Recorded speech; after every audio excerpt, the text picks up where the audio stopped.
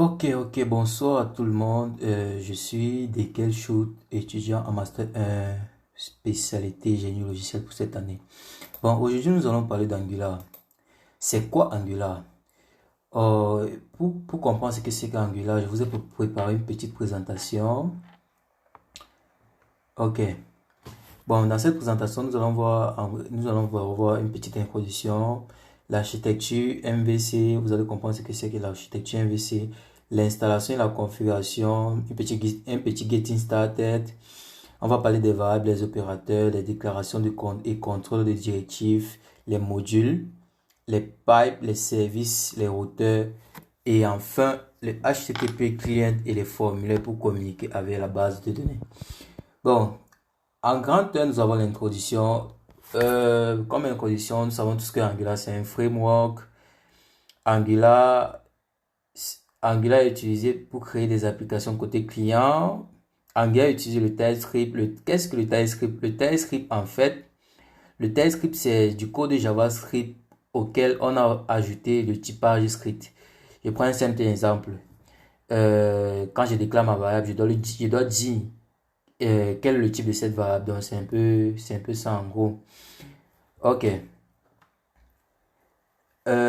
Angular améliore le HTML. Angular améliore le HTML avec un ensemble de directives pour afficher le contenu. Bon, tout cela, c'est un peu compliqué pour un début, mais vous comprendrez plus tard. Ok, on va parler aussi, oui, comme tout framework Angular, et communique avec les API à partir du HTTP client. Donc, le HTTP client, c'est le module d'Angular qui lui permet de communiquer avec les API des serveurs et consorts. Ok, ok. Ce qu'il faut comprendre dans Angular, c'est que tout est composant d'Angular. Tout est composant. Un simple bouton peut être un composant. Une carte peut être un composant. Qu'est-ce que je peux dire? Un header peut être un composant et voilà un peu comment sont structurées les choses dans Angular. Les composants, d'abord les composants sont stockés dans les modules, dans différents modules. Vous comprendrez ça plus tard. Maintenant, qui utilise Angular? Il y a Google utilise Angular, il y a Microsoft, toute la suite Office 360 de Microsoft en ligne utilise Angular pour la partie front-end. IBM, PayPal, Samsung, Netflix, toutes les grandes sociétés-là utilisent Angular. Ok, la part du marché d'Angular. Sur cette partie, je n'ai pas voulu écrire quelque chose parce que, bon, sur toutes mes recherches, il y avait des différents chiffres. C'est pour ça que je n'ai pas voulu me prononcer ici. Mais ce que vous devez noter, garder en tête, c'est que le classement, c'est React, Angular, Vue, Next. Donc, c'est un peu ça le classement. Ok, l'architecture MVC. C'est quoi l'architecture MVC? L'architecture MVC, MVC d'abord signifie modèle vue contrôleur. Ok, si on prend seulement ce petit schéma, on voit que l'utilisateur accède à une page web. Il fait une requête à une URL. Le contrôleur, le contrôleur envoie les données au HTML qui est retourné à l'utilisateur. Bon, vous allez comprendre ça clairement lorsqu'on va installer et mettre en place notre application. Vous allez voir que c'est quoi le contrôleur, c'est quoi le modèle et c'est quoi la vue. Bon, ici, j'ai un peu préparé quelques petites explications pour vous. La vue contient de la logique d'affichage. C'est du HTML. La vue, c'est du HTML. C'est du pur HTML. Donc, Angular ajoute seulement quelque chose sur le HTML, il ne modifie rien du tout. Bon, le contrôleur maintenant, c'est du code JavaScript. C'est le code qui permet de piloter la vue HTML. Comme ici on dit, le contrôleur contient la logique de navigation, décide les données et la vue à afficher. Et le modèle maintenant, c'est lui qui permet de stocker les données, dit comment sont structurées les données. C'est lui aussi qui permet de communiquer avec les, les API.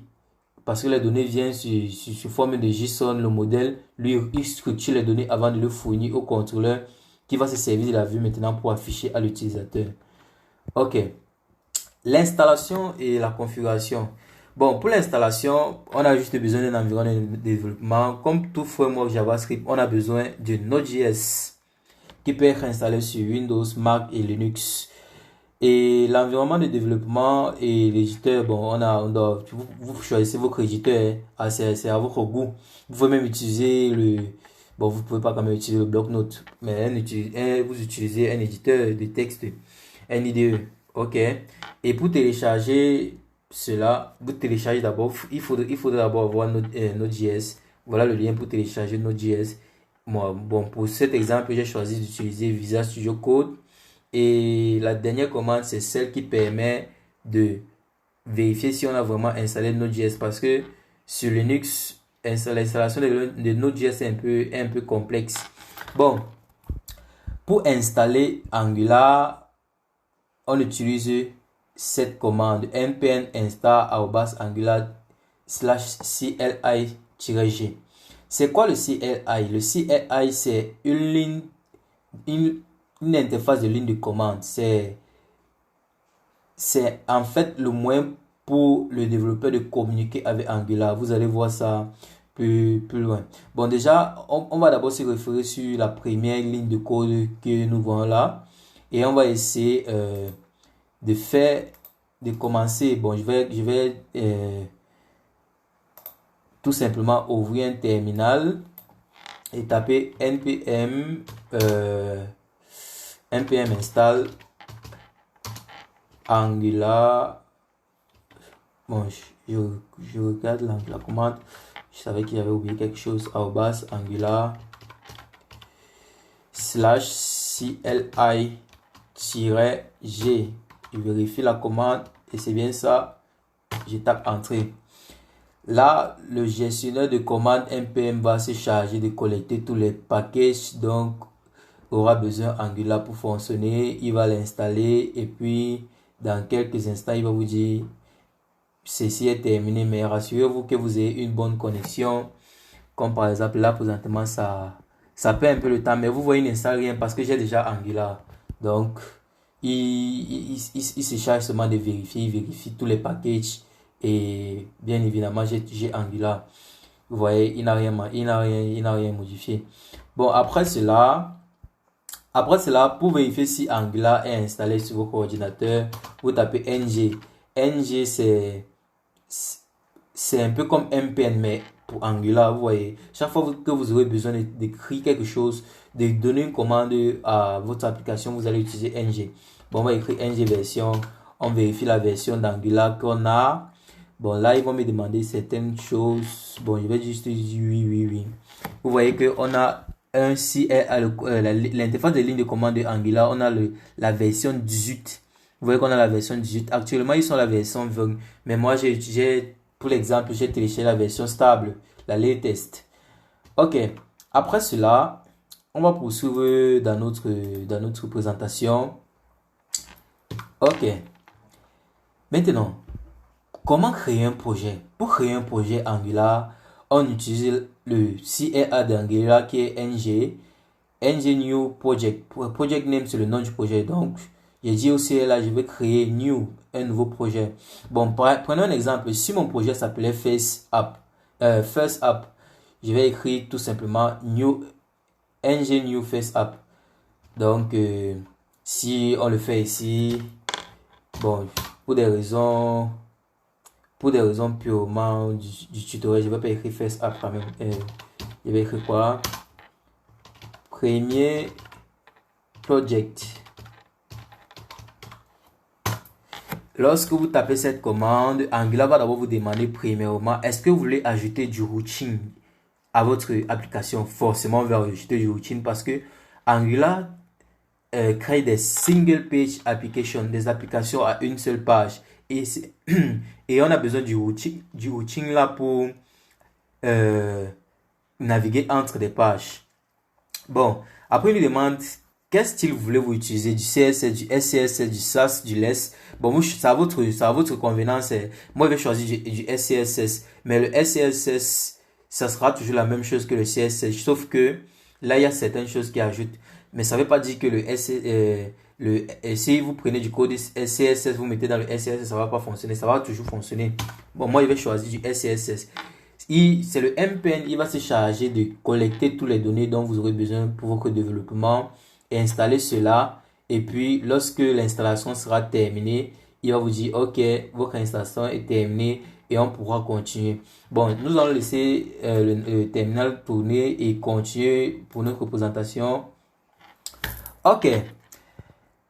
Après cela, la commande ci-dessus, bon, créera, c'est ça que je vous dis. Exactement, je ne sais pas si ça a déjà terminé. OK. Là, qu'est-ce qu'il nous dit? Tous les packages ont été installés. C'est parfait. Nous avons installé cela au bureau. Donc, tout ce que nous avons fait, c'est de retourner au bureau. Et voici notre projet. Premier projet. Première des choses à faire, c'est on ouvre tout simplement le projet, mais forcément, on doit l'ouvrir avec VS Code directement. Est-ce que c'est possible de le faire ici? Non, c'est pas possible. Je vais ouvrir un terminal et petite commande pour VS Code. Vous tapez juste code point et ça va ouvrir le fichier dans VS Code tranquillement. Ça va ouvrir le dossier dans VS Code. OK. Si on continue avec notre présentation, on voit bien que, OK, on a fini cette partie-ci. On continue. Bon, on dit que exécuter la commande suivante pour exécuter le projet. Pour exécuter le projet. Là, c'était pour lancer le projet. C'est pour lancer le projet. Donc, tout simplement, on ouvre un terminal dans VS Code. Trust, oui. Voilà.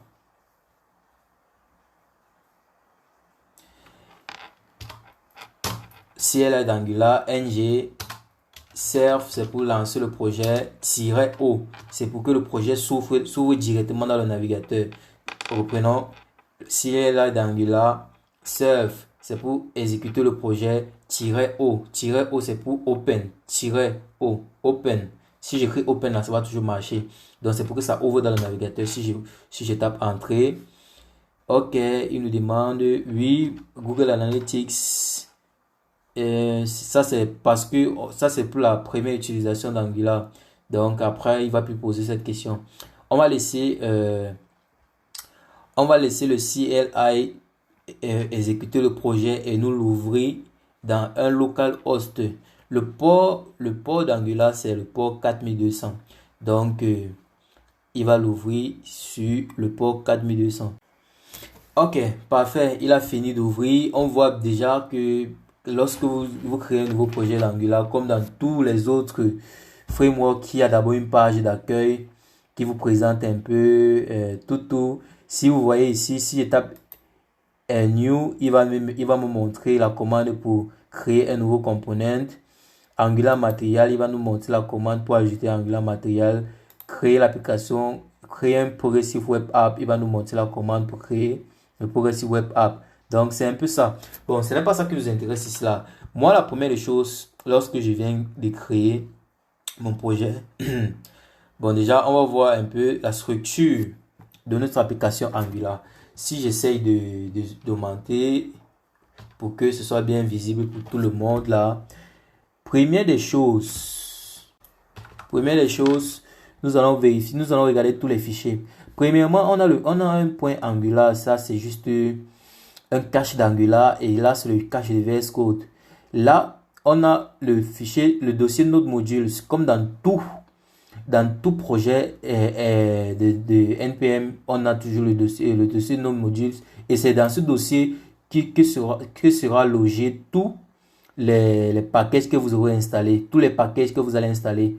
Donc c'est ici là, même si vous installez Bootstrap après, vous installez, je sais pas trop, jQuery, ça va se loger dans le dossier Node Modules. Donc le dossier ne nous intéresse pas maintenant. OK. Je vais un peu réduire la taille.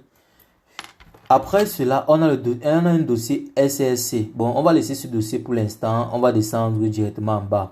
On a un git ignore, on a AngularJSON, on a package. Vous allez voir que on a le package.json et package.log.json. Ce sont les fichiers de Node Modules, les fichiers natifs. Et en bas, on a quelques fichiers. Ça nous intéresse pas pour l'instant. Mais on va commencer par le fichier AngularJSON. Le fichier AngularJSON, en fait, c'est un fichier qui comprend toutes les configurations que vous allez faire sur votre application Angular. Donc, si vous voulez faire n'importe quelle configuration, c'est dans angular.json. Ok, là, ici, là, si on essaie juste de regarder brièvement, on va voir ici, là, on a style. On voit bien le paramètre SCSS. Parce que quand j'ai installé l'application, j'ai choisi le SCSS. Si j'avais choisi CSS ici, ça devait être CSS. Après, lorsqu'on descend, on voit ici. Ici, on dit asset. L'asset, c'est tous les fichiers statiques. Hein. Là, on a un favicon. Le favicon, c'est tout simplement une icône que vous pouvez utiliser comme là. Là, vous voyez un A là, c'est ça le favicon. Ici, on a le dossier des assets. Ici, maintenant, on a le dossier des styles.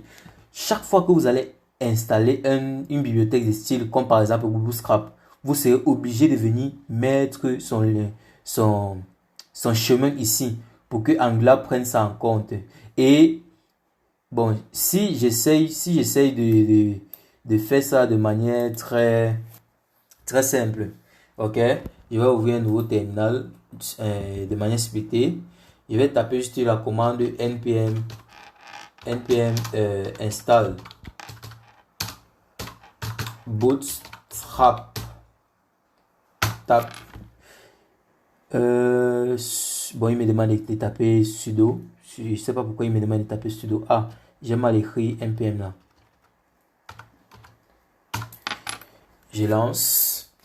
Ce qu'il va faire, c'est que c'est le node qui va se servir de npm pour installer Bootstrap. Après que cela s'est fait, si je viens ici dans Node Modules, vous allez voir, c'est très simple. Hein? On va descendre à B, on va voir que Bootstrap a été ajouté. A, B, C. Bootstrap, on voit que Bootstrap est ajouté. Ok? Bootstrap est ajouté. Maintenant, ce qu'il faut faire, c'est quoi? Ce qu'il faut faire, c'est récupérer le lien de Bootstrap pour que l'application reconnaisse Bootstrap. Chaque fois qu'on va créer peut-être un div, on va même lui donner une classe. Et si la classe là appartient à Bootstrap, il modifie. Pour que l'application fasse cela, on a fait une petite modification très simple. La modification, bon, je vais pour gagner en temps. Je vais juste copier cette modification ici dans un projet déjà existant parce que c'est quand même beaucoup. Bon, c'est juste le chemin de Bootstrap. Donc vous voyez Node, on va Bootstrap, on va dist, c'est le chemin de Bootstrap. Là, je vais prendre le style et je vais prendre le script aussi pour que tous les scripts de Bootstrap puissent être reconnus. Bon, je vais descendre là, j'ai pas bien copié. Je descends là, je colle ça. Ok. Vous voyez que là, j'ai mis Bootstrap, mais il doit avoir Bootstrap icône. J'ai copié avec Bootstrap icône. C'est pour les icônes de Bootstrap. Je vais juste faire la même chose. Je crois que c'est icons avec S. Bootstrap icons, il va installer. Et vous allez vous rendre compte que j'ai d'abord mis Bootstrap. Ensuite, j'ai mis Bootstrap icône. Et à la fin, j'ai mis le style qui est dans mon fichier, style. Parce que Angular, il analyse d'abord le premier lien, il applique le style. Après l'analyse du deuxième lien, il applique le style. Après l'analyse du dernier lien. Donc, si vous voulez que un style soit plus important que les autres, vous devez le mettre en dernière position. Vous voyez un peu. Donc, c'est un peu comme ça. Ensuite, après cela, nous allons passer maintenant au fameux fichier source. Ce fichier source a déjà les assets que je vous parlais. Le font icône dont je vous parlais. Bon, je vais sauvegarder ici. On a le favicon que je vous parlais, vous avez vu. On a le index.html, c'est une page HTML banale. Hein? Banale. Vous voyez, il y a seulement le nom de votre projet avec le favicon, c'est tout, avec une balise de route. Là, on va revenir à la balise de route. Mais néanmoins, nous allons continuer d'abord à inspecter notre document. Donc, on a un fichier main.txt, ça ne nous intéresse pas pour l'instant.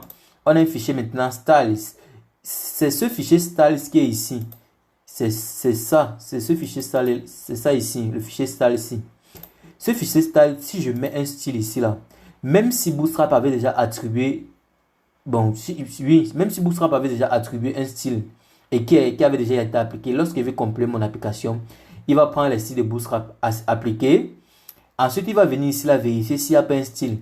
Par exemple, prenons par exemple une classe banale de Bootstrap, la classe bouton BTN. Vous voyez, si je vais ici et mettre .btn, je mets un style. Il va appliquer le style de Bootstrap et il va venir ici là dans mon style, parce que ce style c'est le style principal. Il va maintenant appliquer le style. Ça veut dire le style le plus important sera le style, sera celui-ci. Comme vous voyez souvent en CSS on met important là. C'est lui ici, il est plus important. Après en bas, bon, lorsque on ouvre le CSS ici, on a asset, on a app. App, si c'est notre application. C'est où sera logé tous les fichiers de notre application, tout le code. Ok. Vous voyez que vous avez remarqué que ici, là, tous les fichiers sont en TS. C'est juste l'abréviation du TypeScript. TypeScript, c'est du JavaScript, vous voyez. Sauf que à chaque fois, on a ajouté un type script. On va voir ça plus prochainement. Bon, lorsque j'ai installé l'application, on m'a demandé si je veux installer le routage. Oui, j'ai dit oui. C'est pour ça que le fichier s'y apparaît. Ok. Après cela, on a App Modules, on a App Components, c'est lui le parent. Comme on dit, il y a le parent, il y a le fils, il y a l'enfant du fils. Vous voyez un peu. Lui, le parent, c'est lui notre application. C'est lui notre application. Donc, toutes les pages de notre application doivent d'abord passer par lui. On va voir ça par la suite. Et vous voyez que on a le modèle. On a le contrôleur. Le contrôleur, c'est celui-ci, le App Component. On a la vue. App Component pour HTML. Lui, c'est la vue. Donc, c'est ici là qu'on va écrire du code HTML. Regardez par exemple, si je supprime, si je fais un contrôle et je supprime ça et je sauvegarde, forcément vous avez vu ça va compléter mon application et je reviens sur cette page. Vous voyez qu'il n'y a plus rien parce que on vient de supprimer tout le HTML qui s'affichait. Bon, déjà on va faire un petit truc. Fameux Hello World. Hello World. Point d'exclamation. Si j'enregistre, ça recompile. Et vous voyez ici, il y a Hello World. C'est revenu. Vous comprenez donc que c'est lui, comment dire, c'est lui le tableau en fait de notre application. Donc toutes les pages doivent passer par lui. Après, si on continue notre avancée dans le tutoriel, on voit que le dossier app, lui, il a juste app routing qui est le fichier qui va nous permettre à faire du routage. Vous voyez un peu. À côté de cela, nous avons app component où nous avons écrit notre hello world. Ici, lui, ici c'est le fichier, comment dire, c'est le contrôleur de cette vue. Vous voyez un peu, c'est le contrôleur de cette vue. Bon, prenons par exemple le cas où je veux peut-être afficher cette variable. Ça, c'est un exemple. C'est vrai qu'on va voir ça après. Prenons par exemple le cas où je vais afficher cette variable, la variable title dans mon application. Qu'est-ce que je viens faire? Tout ce que je viens faire, c'est venir ici. Je vais mettre un simple P là. Je vais dire bonjour. Voici mon. Je fais une liaison par propriété. Le one way bounding. On appelle ça du one way bounding parce que j'envoie une donnée du contrôleur vers la vue HTML. C'est ça du one way bounding. Vous voyez un peu, on appelle ça le bounding. Bounding en anglais c'est injection, je crois, injection. Donc j'injecte cette variable ci. C'est la variable title ici. J'injecte ici ça dans le HTML. Et si je sauvegarde, vous allez voir, il va écrire bonjour, premier project. Vous voyez qu'il a changé. Il est venu ici, là. Il a récupéré cette variable ici. Et il a directement injecté ça ici. Donc, vous comprenez un peu que ce fichier .html, ce fichier .css et ce fichier .ts, ils sont liés. Bon, je vais vous prouver pourquoi ils sont liés. Je vais vous dire pourquoi ils sont liés. Parce que, en fait, je vous ai dit tout est un composant. Donc, cette vue, on crée un composant. Vous voyez, on importe un composant. On importe un composant. Et maintenant, dans le composant, on crée un décorateur composant dans lequel on dit le sélecteur. Le sélecteur, c'est AppRoot. Vous voyez, le sélecteur, c'est AppRoot. C'est un peu une manière, on va voir ça prochainement. Le sélecteur, c'est un peu comme la balise div. Vous voyez, quand vous appelez la balise div, vous mettez quelque chose à l'intérieur de la balise div, ça se comporte comme un div. Si vous allez voir que si j'importe AppRoot ici quelque part, vous allez voir, bon, je vais vous montrer qu'on a importé ça quelque part. Dans le fichier index.html, vous voyez qu'on a importé la balise AppRoot. Vous voyez, cette AppRoot-ci, c'est elle qui a été créée ici, dès le départ, dès la création de notre application. AppRoot. Et vous allez comprendre ça très prochainement. Après, on a le template maintenant. Le template URL, c'est juste la page HTML. Et après, on a le style. Ok, voilà.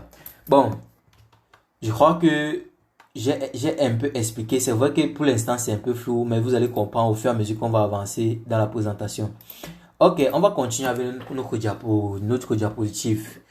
Vous voyez bien que on a accédé à localhost 4200. C'est localhost 4200 qui est notre application. Bon, on a fait du getting started. Bon, on va maintenant parler des déclarations de contrôle et les directives. Bon, j'ai préparé une petite liste ici là. Je vous ai parlé du one-way bounding. One-way bounding, je vous ai parlé de cela. C'est juste un moyen de passer, d'afficher une variable qui est dans le contrôleur sur la vue. Vous voyez, comme exactement j'ai fait crochet, j'ai mis title, la variable qui était title là, j'ai fermé les crochets et puis bam, ça a affiché dans le HTML. À côté de cela, on a ce qu'on appelle du property bounding. Le property bounding, c'est quoi? Le property bounding, c'est la liaison par propriété, la liaison par propriété. Là, j'ai une propriété, par exemple, sur un bouton, j'ai disable. Vous voyez? Le property bounding, c'est que tu prends une propriété du HTML, HTML5. Vous prenez une propriété du HTML5, vous mettez les crochets, vous mettez ça entre crochets et vous pouvez lui donner un sens. Comme par exemple ici, on dit bouton disable égale point d'interrogation is valid. Là, il a dit que le bouton si, ça aura la propriété disable si, si la condition si est vérifiée. Vous voyez un peu, on va continuer avec cela. Bon, commençons déjà aussi par faire un petit property bounding. Vous voyez un peu. Bon, pour le property bounding, qu'est-ce qu'on va faire? Bon, je vais primer les choses. Je vais d'abord vous montrer comment on crée un nouveau composant. Pour créer un nouveau composant, parce que on a besoin de ce composant pour faire du property bounding. Pour créer un nouveau composant, moi j'ai une certaine logique. Vous voyez, j'utilise d'abord le CLI d'Angular. Après avoir utilisé le CLI d'Angular, qu'est-ce que je fais? Après avoir utilisé le CLI d'Angular avec mon ng, ok, ng generate, vous pouvez écrire generate en toutes lettres, mais avec Angular, ce qui est bien, c'est que vous pouvez juste l'abréger. G pour generate. Si vous écrivez generate, ça va fonctionner. Generate, maintenant C, je vais écrire C, vous pouvez écrire component, mais moi je vais écrire C, parce que, comme je disais tantôt avec Angular, tout est fait pour aller vite. ng, C, ça veut dire, si elle a d'Angular, generate, génère-moi un component, C, component. Maintenant, qu'est-ce que je vais faire? Je vais le mettre dans un dossier appelé component, d'où je vais mettre tous mes dossiers. Vous voyez que ça c'est juste un pass que je donne. Et comment je vais appeler mon composant? Je vais l'appeler start. Si je tape entrée, vous allez voir, il va créer un dossier component. Dans le dossier component, voilà, vous avez le dossier component a été créé. Dans le dossier component, j'ai mon composant qui est dans le dossier start. Vous voyez? Et exactement comme j'étais en train de vous dire, qu'est-ce qu'il a créé? Il a créé le contrôleur, il a créé la vue, il a créé le style. Et le modèle, c'est un peu plus tard qu'on va voir le modèle. Donc, pour commencer, on a juste une page vierge. Hein. On a une page vierge qui a une balise PD Start Work. Si vous créez peut-être Header, il va mettre ici Header Works. C'est un peu pour vous montrer que la page là fonctionne réellement. Bon, Pour accéder à ce composant-ci, on a besoin d'utiliser le routeur. Parce que sans le routeur, on ne peut pas afficher un composant dans nos pages. Vous voyez un peu? Ok. Pour utiliser le routeur, on descend simplement à l'endroit où est le fichier routeur. Dans le fichier routeur, on a cons route. Là, c'est une liste. C'est une liste d'objets. Et chaque objet est considéré comme une route. Je vais taper un simple entrée. Je vais créer un nouveau objet. Premièrement, qu'est-ce que l'objet prend? L'objet a d'abord le pass. Vous voyez, il a son pass. Je vais lui donner son pass, ce sera start. Start, c'est quand je vais taper, par exemple, local 4200/start. Il va m'afficher le composant que je vais mettre ici. Je mets component, deux points. Je mets le composant que je viens de créer. Start, autocomplétion, très rapide. Bam, il a importé. Vous voyez qu'on a importé le composant start component depuis component start après start component. C'est le composant qu'on a importé. Terminé. Bon, maintenant pour que le routeur soit pris en charge, on va faire une petite manipulation. La petite manipulation, ce sera au niveau de appcomponent.html de notre application.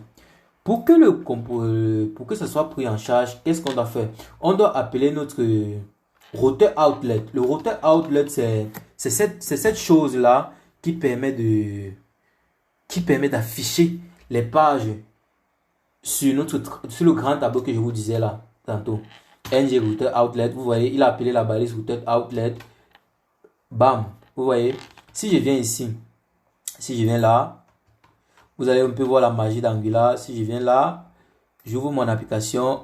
Bam, il a déjà rechargé. Mais vous voyez que rien ne se passe. Mais si j'accède à la page 4200. Non, pas la page 4200, à la page start. Je tape entrée. Bam, vous voyez qu'il a ajouté app start work en bas. Pourquoi il a ajouté start work? Parce que ici, on a importé le routeur outlet. Et le routeur outlet, qu'est-ce qu'il a fait? Il a juste affiché la route qu'on a. Donc, il a remplacé cette balise par la route qu'on a demandé. En fait, on a demandé la route start. Et dans la route start, dans la logique du routeur, on lui a dit, si un utilisateur demande start, tu dois lui donner start.component. Et start.component, c'est le composant qu'on a créé là. Le composant dont on a mis start work. C'est pour ça que juste ici en bas, il a affiché start work. Vous voyez? Donc, si j'écris quelque chose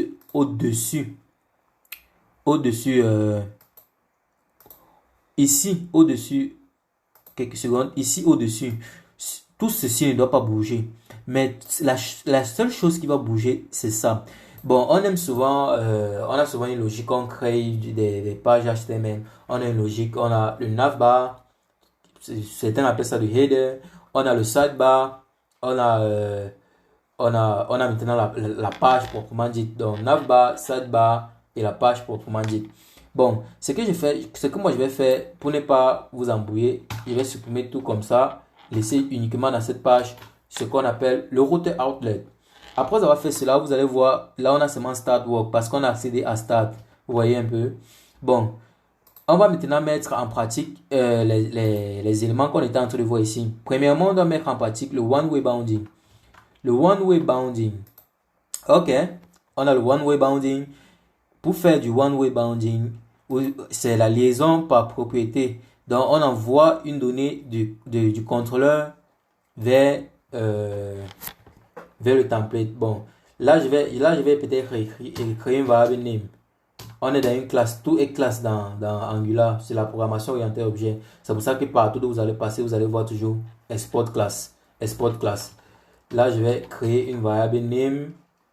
Ok. Je vais dire name égale, je vais mettre mon nom bien sûr, égale shoot. Ok, pour faire du one-way bounding, comme j'ai fait là-bas, c'était un peu très rapide. Je pense que vous n'avez pas bien eu le temps de regarder, de voir. Pour faire du one-way bounding, qu'est-ce que je fais? Je crée une variable appelée égale shoot. Après avoir créé la variable appelée decayShoot, je viens dans mon template. Dans mon template, je vais par exemple écrire une balise P. Je vais écrire bonjour. Je m'appelle tac tac, liaison par propriété, et mets la variable que j'ai créée et ferme. Tac tac. Forcément ça va fonctionner. Mais avant de faire cela, je suggère que on le fasse de manière bien organisée. Premièrement, on va la refaire H1. On va l'appeler one way. One way bounding, on écrit ça comment encore là? Mais un binding. Désolé, je suis francophone. On sauvegarde. Pap, après avoir sauvegardé, ça recompile mon application. Pap, one way bounding. Bonjour, je m'appelle decayShoot. Vous voyez un peu? decayShoot. En fait, decayShoot, si je n'ai pas écrit en toutes lettres ici dans mon template. J'ai juste écrit bonjour, je m'appelle. J'ai dit ok, cet espace tu vas remplacer par la variable qui est dans ton contrôleur. Vous voyez un peu, directement il a fait la liaison par propriété. Bonjour, je m'appelle decayShoot. Vous voyez déjà à quoi ça peut vous servir prochainement dans votre vie de développeur. Par exemple, vous pourrez modifier, vous pouvez peut-être créer une carte. Une carte, c'est quoi une carte? Par exemple, une carte de restaurant, vous pouvez mettre le nom de la nourriture, le prix et tout avec du one-way bounding. Vous voyez un peu? Ok. Ça, c'était pour le one-way bounding. Le one-way bounding, on envoie la donnée du contrôleur vers le template. Après, à côté du one-way bounding, on a du two-way bounding. Oh, Tabine Pro avancé, il m'a prédit ça très très bien. Du two-way bounding, quand on a fait du two-way bounding avec par exemple une balise de bouton. Vous voyez un peu. La balise de bouton, qu'est-ce qu'il a dit? Là, j'ai un bouton, je vais peut-être l'appeler valider. Voilà mon bouton, il l'appelle valider. Mais en sachant que dans la balise de bouton, on a ce qu'on appelle du disable. Vous voyez un peu. Si je mets disable à un bouton, il ne sera pas cliquable. Vous voyez, il est désactivé, il ne sera pas cliquable. Mais qu'est-ce que je vais faire? Je peux peut-être m'imaginer un scénario où j'ai besoin de désactiver un bouton quand lorsque une condition est vérifiée. Je vais utiliser maintenant du two-way bounding. Là, je mets crochet pour dire que je vais faire du two-way bounding sur cette propriété. Et maintenant, je vais dire ici is true. Je parle peut-être non pas is true. Is valide comme dans l'exemple. Is valide. Par exemple. Bon, je mets si c'est valide, tu l'affiches. Si ce n'est pas valide, tu l'affiches pas. C'est juste du JavaScript. Et sachez que chaque fois que vous voulez faire vous voulez ajouter une logique Angular sur une balise HTML, ce que vous écrivez dans les crochets, dans les deux crochets ici, dans ça et ça, c'est du JavaScript pur. Là, vous voyez qu'il me souligne ça et il me dit il y a une erreur là. Même si je sauvegarde, vous allez voir mon compilateur s'affole en disant qu'il y a une erreur. Tout simplement parce que cette variable ici n'existe pas encore dans son contrôleur. Vous voyez un peu. Et si je viens tout simplement ici, j'écris is valid. Je ne sais pas si j'ai écrit ça bien là-bas de l'autre côté. Je mets par exemple, il est true. Vous voyez, c'est un booléen. Je sauvegarde. Vous voyez, vous allez constater que le ray a disparu. Pap, tu vois, c'est cliquable maintenant. C'est cliquable parce que valide est true. Et on a dit ici, tu es désactivé si ce n'est pas valide. Bon, je vais vous prouver que ça fonctionne directement à vous montrant directement un deuxième truc. Ça, c'est l'event bounding. Vous voyez un peu, ça, c'est l'event bounding. Donc, on fait la liaison par événement. Bon, je vais créer un petit code là. Hein? Un petit code qui est par exemple, switch. Je vais peut-être l'appeler switch. Vous voyez, switch. Je vais dire on switch. On est en JavaScript. Camel case. Vous voyez un peu. Après chaque mot, lettre majuscule. onSwitch, c'est une fonction. Cette fonction va faire quoi? Elle va prendre elle va prendre la variable valide là, elle va le changer. Donc, s'il était true, elle va le mettre à false. S'il était false, elle va le mettre à true. Il sauvegarde. Vous voyez un peu. Je ne sais pas si vous voyez un peu d'où je viens. Mais observons. Après avoir fait cela, je vais faire une liaison par propriété. La liaison par propriété. En JavaScript, on a du onClick. En HTML, on a du onClick pour faire un événement. Vous voyez un peu. Mais en Angular, on n'a pas du onClick, mais on a du click. Et on va faire de la liaison par propriété. Pour faire de la liaison par propriété, ce n'est plus les, je sais pas, on appelle ça quoi, les crochets. Là maintenant, c'est les parenthèses. Vous mettez la parenthèse, vous mettez la propriété que vous voulez utiliser. Vous voyez qu'il y a plusieurs propriétés. Hein. Vous avez les propriétés du JavaScript, la propriété close, la propriété scroll, beaucoup de choses, focus. Mais je vais utiliser click pour dire que, ok, chaque fois que je vais cliquer sur ce bouton, tu vas m'appeler la fonction onSwitch. Parenthèse du JavaScript. Ok? Si je sauvegarde, chaque fois que je vais appliquer, si j'ouvre mon fichier, si j'applique sur ce bouton, il va se désactiver. Vous voyez, c'est désactivé. C'est parce que quand j'ai cliqué sur lui, sur ce bouton, j'ai dit que, ok, appelle-moi la fonction ci en faisant une liaison par propriété sur un événement, liaison par événement. J'ai dit, chaque fois qu'il y a un événement, clique sur ce bouton, appelle-moi la fonction ci. Et cette fonction, qu'est-ce qu'elle fait? La fonction prend la variable isValid et donne son contraire. C'est-à-dire, s'il était posé true, il devient false. S'il était false, il devient true. Mais nous avons dit encore ici à côté que il est désactivé si la variable est false. Vous voyez un peu, si la variable est false. Mais au départ, la variable ici est true. Quand je clique ici, la fonction onSwitch change le contenu de la variable en le mettant à false. C'est pour ça que le bouton se désactive et ça exécute bien la propriété si, la liaison par propriété si. Donc, liaison par événement appelle une fonction qui change le contenu d'une variable et la liaison par propriété fait ce qu'on lui a demandé. Bon, je vais créer un deuxième bouton à côté. Hein. Je vais créer un bouton directement. Bon, attendez un peu. J'ai fait de la liaison par événement. Le two-way bonding. Bon, le two-way bonding, on va faire ça après. Bon, parce que je vais directement vous montrer un autre truc appelé du... Je vais vous parler des directives structurelles. Vous voyez un peu. Une directive structurelle, si je mets une directive structurelle, c'est quelque chose qui permet de piloter le HTML. Là, par exemple, le ngIf va afficher une balise ou un élément HTML sur une certaine condition.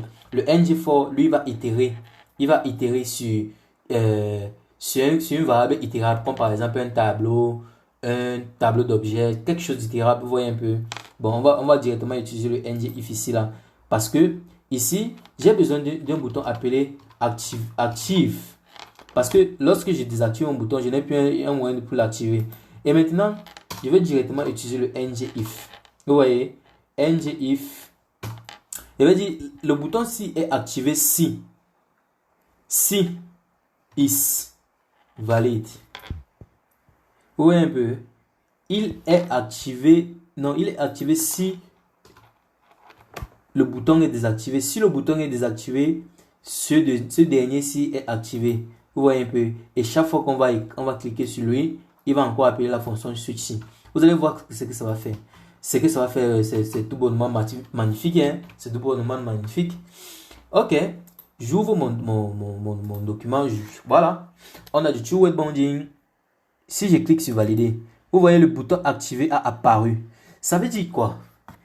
Ça veut dire que lui, le gars d'Angular, qu'est-ce que lui a fait? Il a activé le bouton si parce que on a mis une condition ici là, ngIf. Donc ngIf si la variable si est activée, donc tu affiches ça. Donc le ngIf si active un élément HTML sur une certaine condition. Vous voyez, si je reload ma page, le bouton activé n'est pas activé et le bouton désactivé n'est pas et le bouton valider n'est pas désactivé, le bouton activé n'est pas là, il n'apparaît même pas. Vous voyez un peu? Si je tape là, vous voyez qu'il a apparu. Mais maintenant, si je clique sur activer, il va disparaître. Pourquoi? Si je clique sur activer, vous voyez qu'il a disparu, non? Il a disparu, pourquoi? Parce que lorsque j'ai cliqué sur activer, il a appelé la fonction switch. Ça a changé, la fonction switch a changé le contenu de la variable ici. Vous voyez un peu? Et maintenant, le contenu de la variable est revenu à true. Or, lui, il est activé quand la variable isValid ici est false. Vous voyez un peu? Donc, là, on va aisément mettre two-way bounding, property. On a fait le property bounding. Non, event bounding. Parce qu'ici, on a fait du event bounding.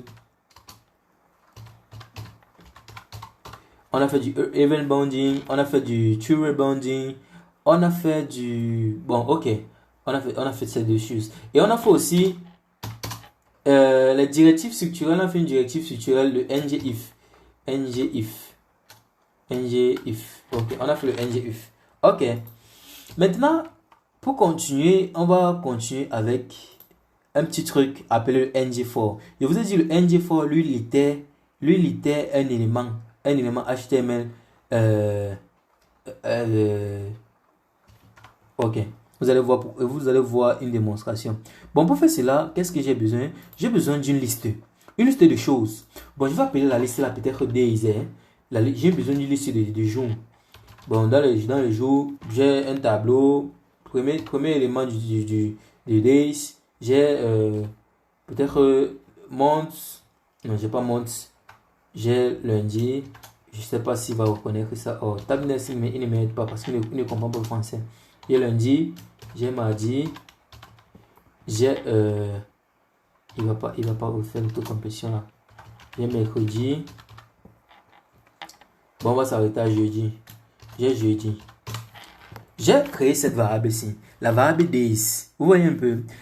Cette variable ici, je vais l'utiliser ici en faisant du... Bon, on va mettre un peu d'espacement entre nos choses. Hein. Je vais l'appeler un H1. Il va dire ngFor. C'est un ngFor. Ok. Pour cela, j'ai besoin d'un UL. Oh, très bien. Tabness, il a directement compris ce que je voulais. Il a directement compris ce qu'il voulait faire. Ok. Pour cela, on utilise quoi? Un ngFor. Le ngFor, qu'est-ce qu'il fait? Par exemple, je vais créer une liste dans laquelle je vais mettre juste un seul élément dans la liste. Maintenant, après avoir mis cet un seul élément, je vais itérer sur cet élément. Donc, je vais itérer sur cet élément, en même temps itérer sur le jour, sur les jours. J'ai créé une variable days dans laquelle j'ai mis un certain nombre de jours.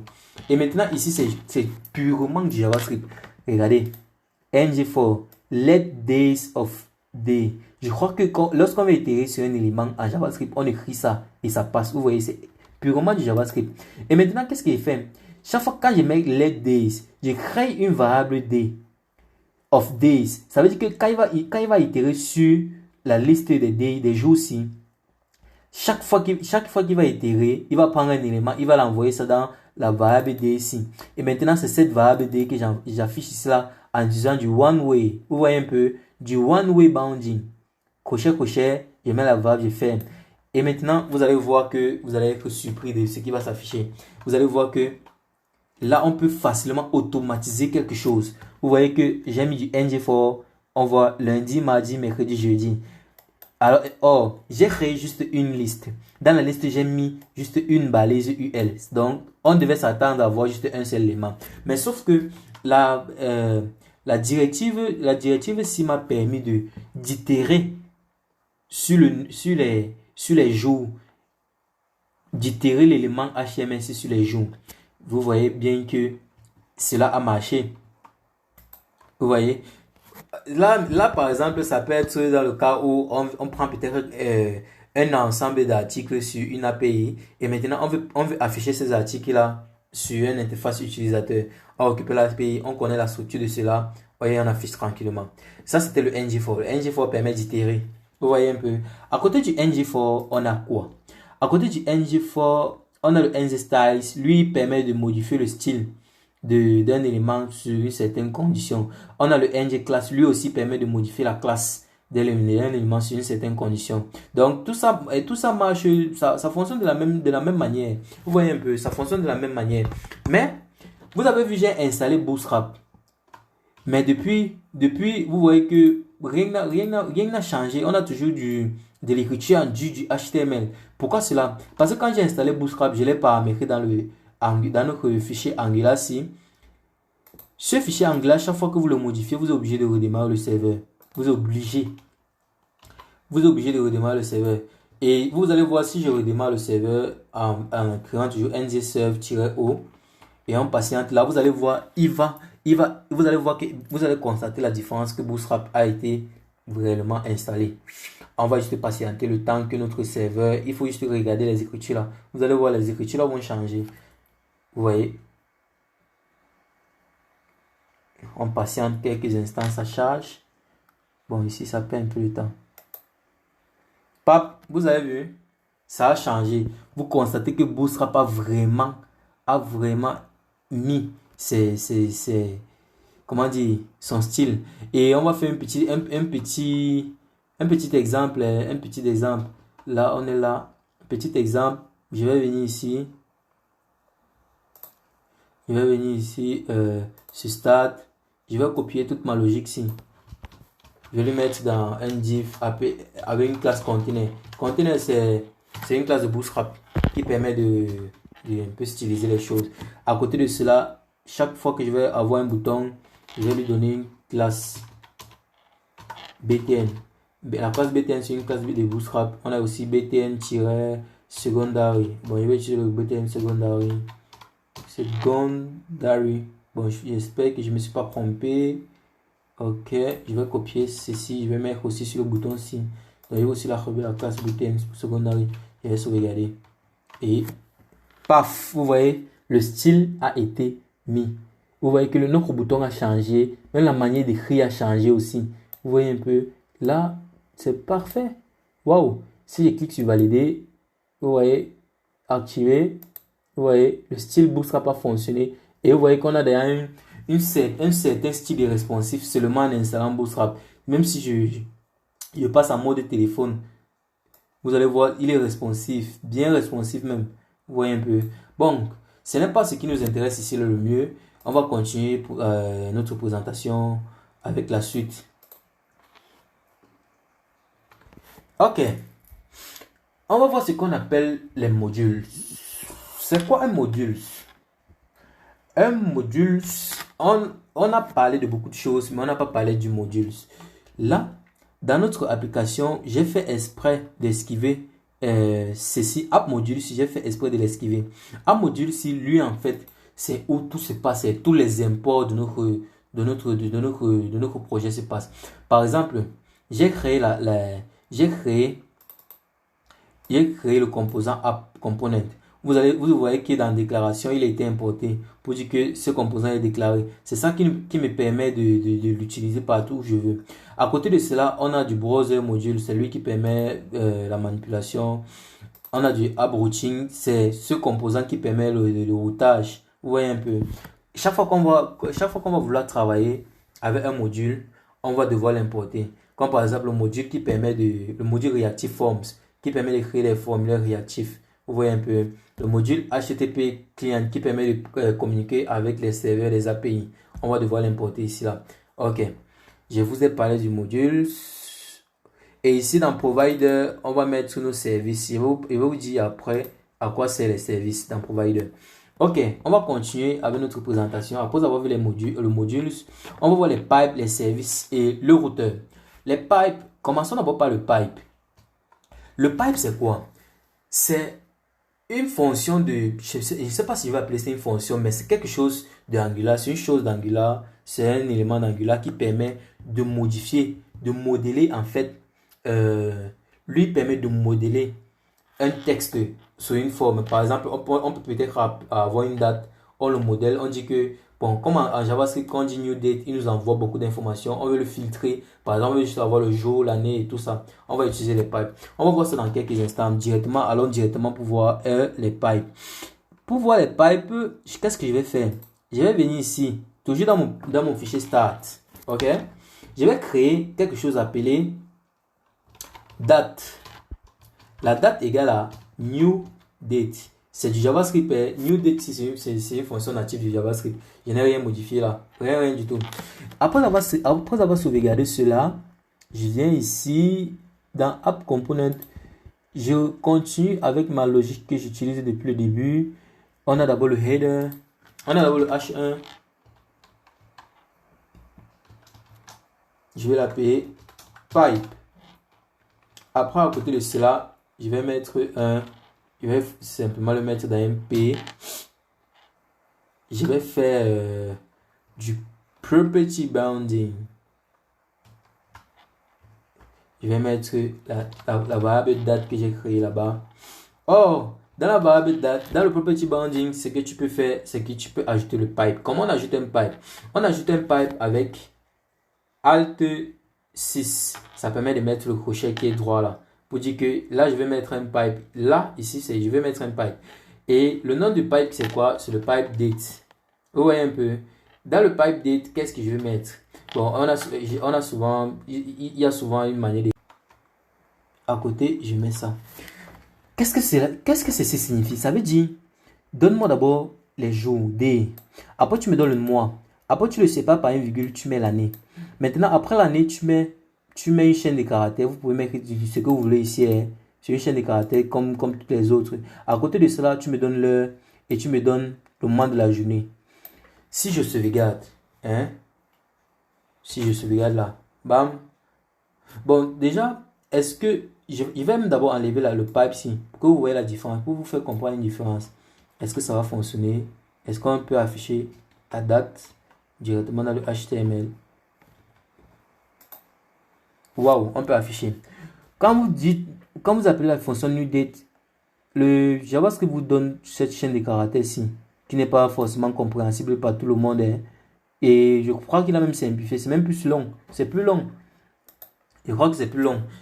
Après, vous voyez cette chaîne de caractères, je vais le transformer en mettant mon pipe date. En mettant mon pipe date, j'ai d'abord le jour qui est demandé, DD, le mois, MMM, l'année, séparé par la virgule. Après, la chaîne de caractères A, l'heure, et maintenant le moment de la journée. Je crois qu'il y a plein de pipes. Ça permet de transformer un peu les chaînes de caractères. Et comme vous voulez, vous pouvez, comme par exemple, il y a le pipe uppercase qui permet de mettre la chaîne de caractères en majuscule. Il y a le pipe lowercase qui permet de mettre en minuscule, ainsi de suite, ainsi de suite. Donc, là, c'était les pipes chez Angular. Ok, après, on va continuer par les services et le routeur. Bon, je vais commencer d'abord par quoi? Je vais commencer par le routeur. Est-ce que je commence par le routeur? Oui, je commence par le routeur. Le routeur, c'est un élément d'Angular. Lui, il vient avec Angular. Je crois que, si je me rappelle bien, parce que le développeur, c'est 10% de code de lui-même et 90% de Google. Bon, si je me rappelle bien, avant, pour créer un routeur, qu'est-ce qu'on fait? Il faut d'abord l'importer. Ok? Et maintenant, pour importer le routeur, étant donné qu'on est dans une classe, on a besoin du constructeur. Constructeur, je crois. À côté du constructeur, on a besoin du routeur lui-même. Et je vais lui mettre étant privé. Vous pouvez le mettre étant public si vous voulez. C'est à vous de voir. Je vais l'appeler routeur. Le routeur, ça c'est une variable que je suis en train de créer. Lui, il est de type routeur. Et maintenant, ça c'est une fonction de JavaScript. C'est natif à le JavaScript. Là, vous voyez, il est souligné parce que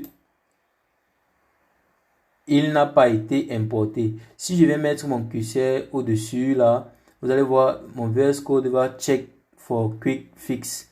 Bon, il va essayer de chercher et il a quelque chose il me permet d'importer cela. Vous voyez que le routeur, il est importé depuis @angular routeur. C'est lui notre routeur. Maintenant, ok, j'ai importé le routeur et je vais vous montrer à quoi c'est le routeur. Le routeur, déjà, on va continuer avec notre logique. Hein. Le routeur, lui, permet de naviguer entre les pages. En continuant avec notre logique, là, je crois que là, je n'ai pas mis un petit espacement, un BR sur la ligne. Là, je vais encore mettre un BR. Je vais mettre un A, un H1. Il va appeler routeur. Le routeur, lui, permet de naviguer entre les pages. Ok? Pour faire cela, je suis obligé de créer une nouvelle page. La nouvelle page que je suis obligé de créer, c'est un composant NGGC généré. Je crée directement une page sign in. Ok? Sign in, je ne mets rien à l'intérieur. Vous voyez, il a créé dans le composant, il a ajouté encore le dossier sign in. Dans le dossier sign in, il y a encore tous ces fichiers. Bon, on va directement venir ici là ajouter la route sign in à nos déclarations de path de nos chemins. Je vais mettre une route sign in. Chaque fois qu'on va appeler sign in, on va dire, il va appeler désolé, il va trop utiliser l'autocomplétion. Désolé. Ok. Propre. Chaque fois qu'on va appeler localhost /sign in, il va afficher sign in. Ok, on va retourner à notre routeur. Dans le routeur, on peut router comment? On peut router d'abord avec une fonction native, avec une fonction JavaScript, soit directement dans une balise A, en faisant ceci directement. Oh, magnifique. Et je mets la route d'où je veux me rendre. Là, on a une balise de lien. On appelle le routeur link. Le routeur link, c'est une propriété que Angular ajoute sur du HTML qui permet de dire que ok, je vais router. Si tu mets une route dans le routeur link, chaque fois qu'on va cliquer sur le lien, il va se diriger là-bas. Bon, je vais l'appeler directement sign in. Vous allez voir, ça va comprendre ça clairement parce que dès que vous avez le sign in apparu, lorsque j'ai mis le curseur sur le sign in, vous voyez directement en bas il y a localhost /sign in, donc il comprend directement que il va se diriger à sign in. Et si je clique dessus, pap, vous voyez il s'est dirigé à localhost sign in et il y a le fameux texte sign in works. Vous voyez un peu. Donc c'est ça c'est la première manière de router. La deuxième manière de router, c'est avec du code. Vous voyez un peu. Bon, pour cela, je dois devoir utiliser un bouton. Ok, je vais appeler le bouton là sign in toujours. Je vais mettre un peu de style à ce bouton. Je vais l'appeler classe btn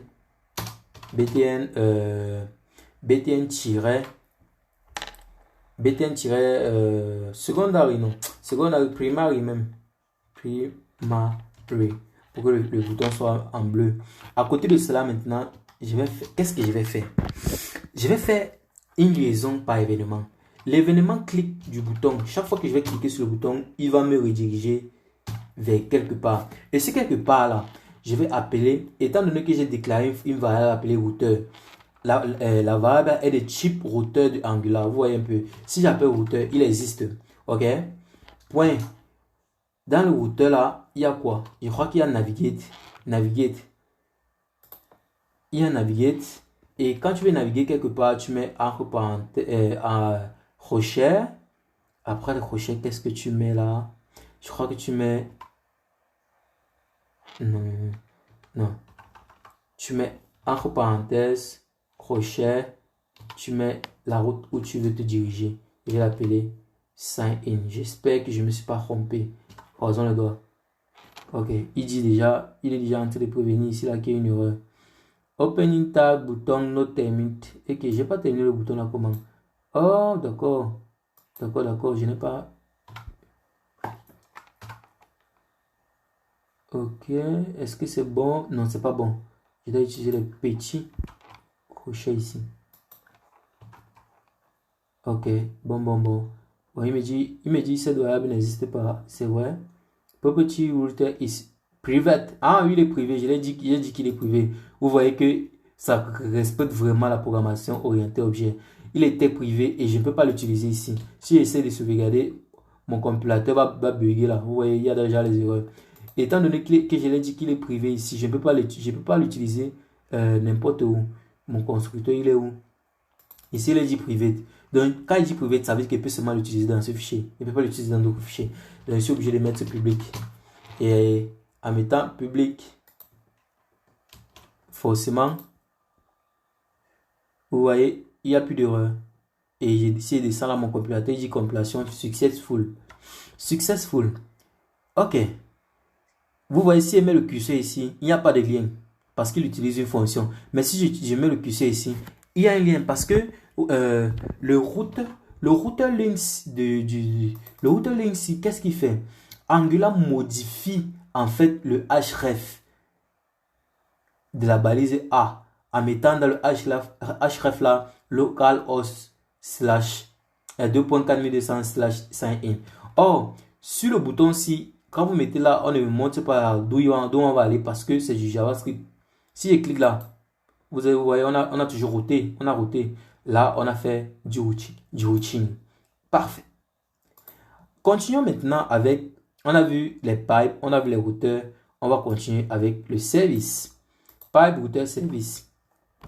Bon, pour continuer avec les services, ce que je vais faire, c'est que pour continuer avec les services, j'ai besoin de quoi? J'ai besoin de créer la page sign-in.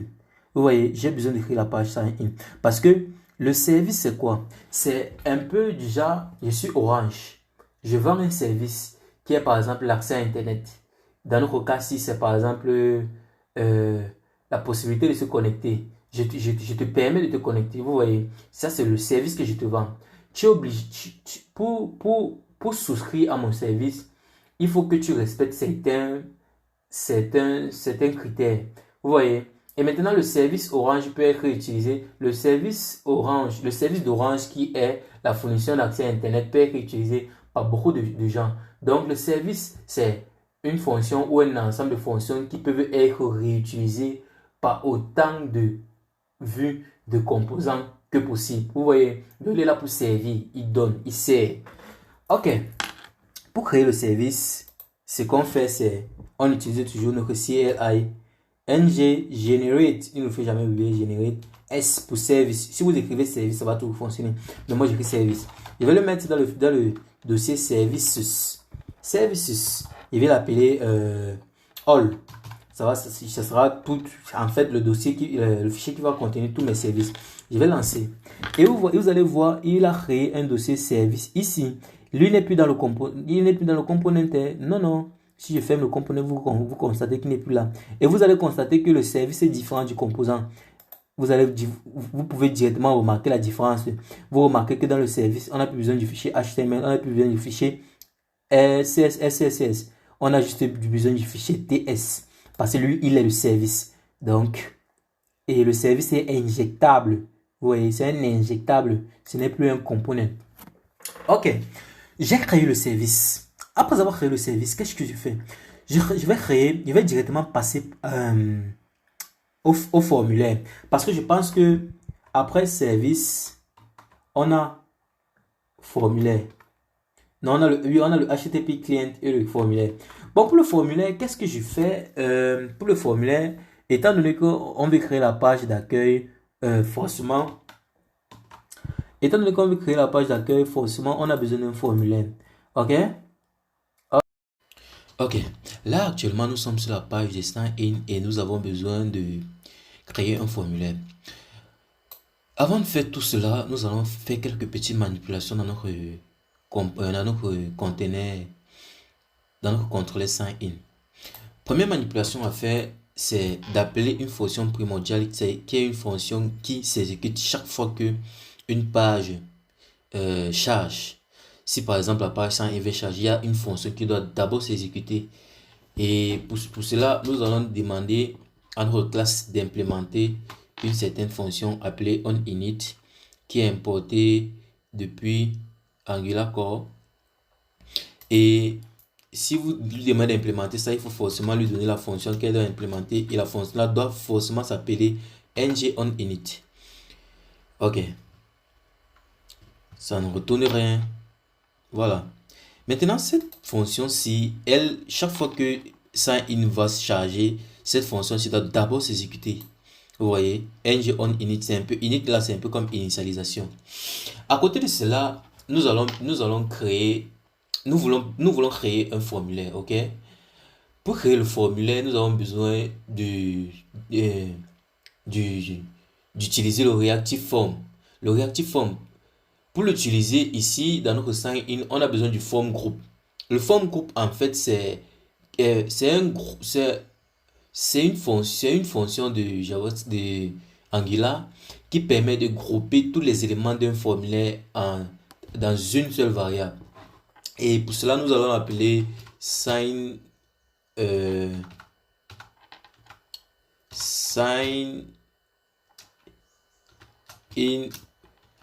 on va l'appeler form group. Oui, form. Il sera de type form group.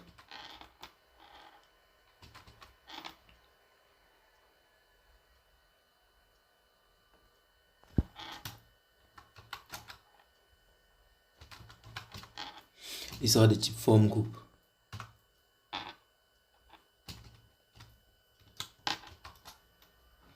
C'est ça son type. J'espère que je n'ai pas fait beaucoup de R. Pourquoi ça?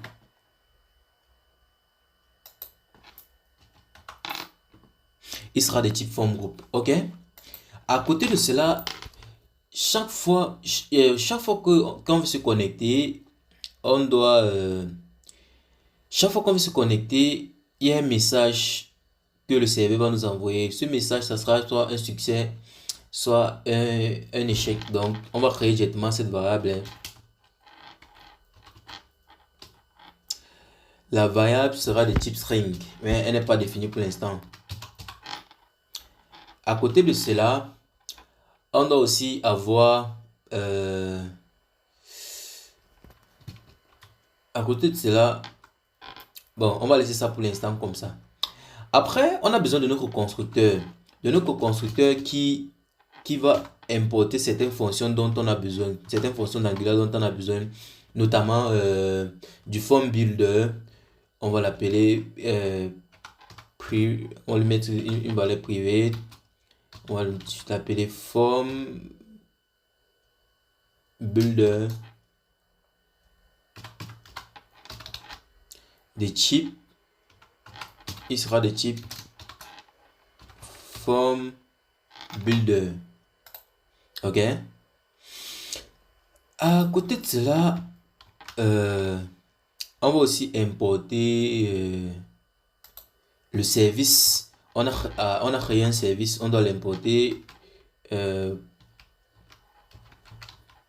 Private. Le service, il s'appelle all service de type all service. Pour faire la différenciation, je mets souvent une minuscule ici. Ok. Descendons. Maintenant, pour initialiser notre formulaire, ok, parce que notre formulaire aura un email et un password. Pour l'initialiser, on aura besoin du form builder. Le form builder, c'est le constructeur de formulaire et on va lui mettre dans une fonction appelée initForm. Ok, la fonction initForm, quand elle sera appelée, elle va permettre d'initialiser le formulaire. On va maintenant dire 10 sign in form. Sign in form là, je vous ai dit c'est la variable qui va contenir tout ce qu'on va entrer dans notre formulaire.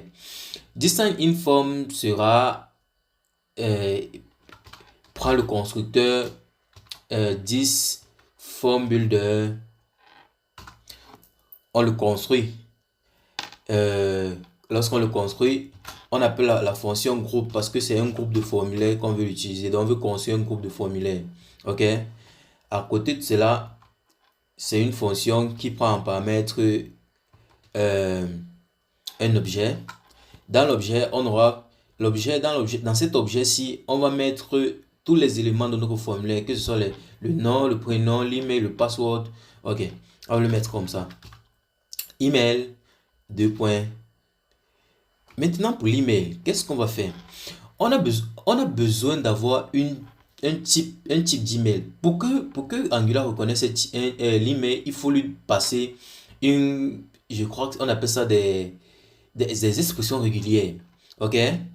L'email doit être une chaîne de caractères, premièrement. À côté de cela, on va mettre un validateur. Le validateur, c'est une fonction qui va permettre de valider que ce que l'utilisateur a entré, c'est euh, réellement déjà, c'est déjà une email. Donc, il a une structure d'email nom de domaine et puis .com. À côté de cela, il y a aussi le validateur required. Le validateur required, ça veut dire on a forcément besoin de l'email. L'email est obligatoire en fait. Ok? L'email, il est vraiment obligatoire. Donc, et Angular directement, lui, il connaît déjà comment reconnaître les emails. Donc, je vais seulement appeler la fonction validateur.email et validator.email et il va reconnaître que là, c'est un email. On a required. Oh, ok. Validateur n'est pas importé. On va l'importer depuis Angular Form. Parfait. Plus d'erreur. Bravo. À côté de cela, on va aussi appeler de la même manière. On va aussi créer le password.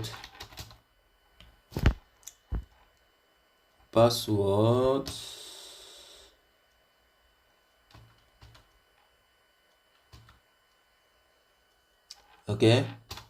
Deux points. Le password, il est aussi requis. Mais à côté de cela, on a besoin d'une structure de mot de passe.